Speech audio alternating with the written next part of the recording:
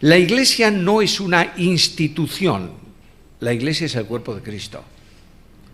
La Iglesia no es un elemento donde se congrega un determinado número de personas que se llaman de la misma manera y tienen unas convicciones comunes.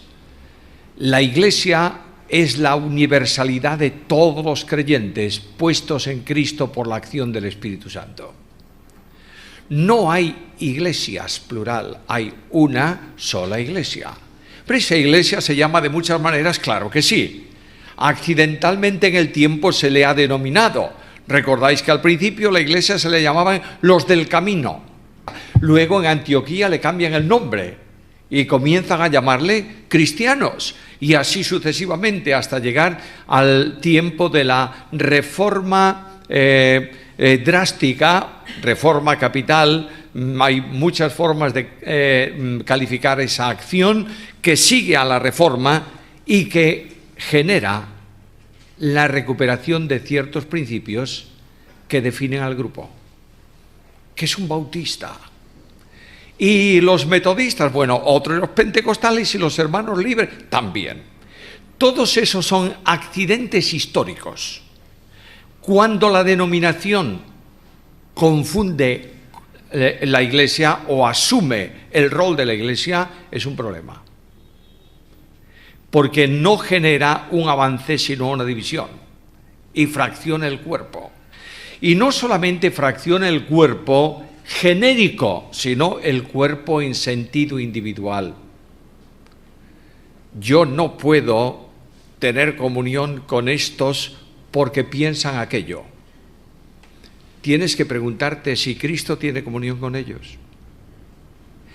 Porque si Cristo tiene comunión con ellos y tú rompes tu comunión con ellos, estás rompiendo la comunión con Cristo. Estás poniendo a Cristo fuera de comunión.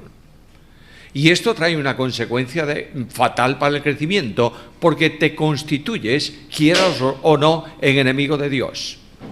Dios actúa contra aquellos que se enemistan con Él. Por tanto, la iglesia que prospera es la iglesia que descansa en la Biblia y es enseñada en la Biblia. ¿Me estáis siguiendo?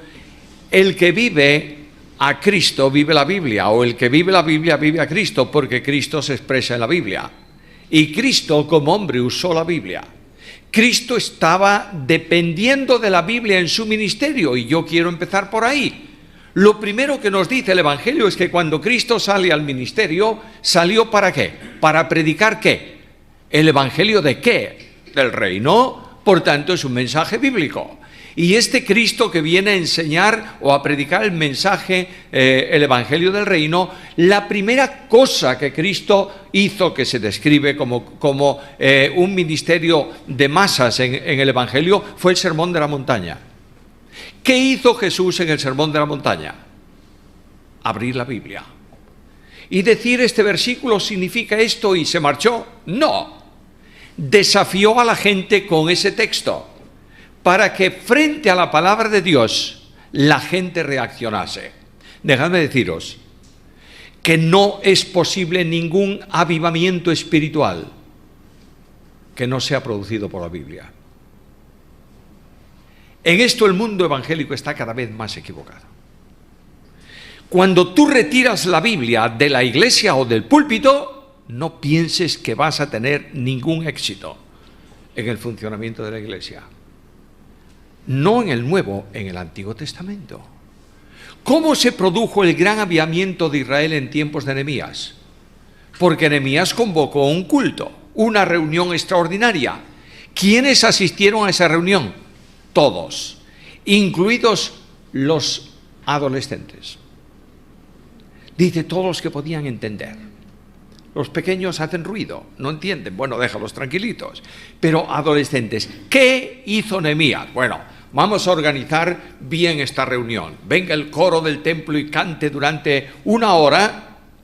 Luego, después de esa hora, vengan e infórmenos de cuál va a ser el programa del día.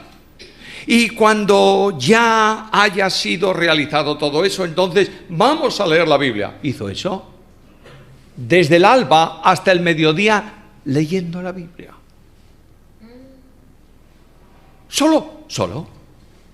Y los levitas, conocedores de la Biblia, reunidos o introducidos entre la gente para explicar a la gente lo que significaba la palabra. ¿Cuál fue el resultado? Al final de la reunión todos lloraban. ¿Por qué? Por tristeza, no conmocionados por la Biblia. De manera que ellos decían, estamos viviendo una experiencia contraria a la Biblia. ¿Qué tenemos que hacer? Volver a la Biblia.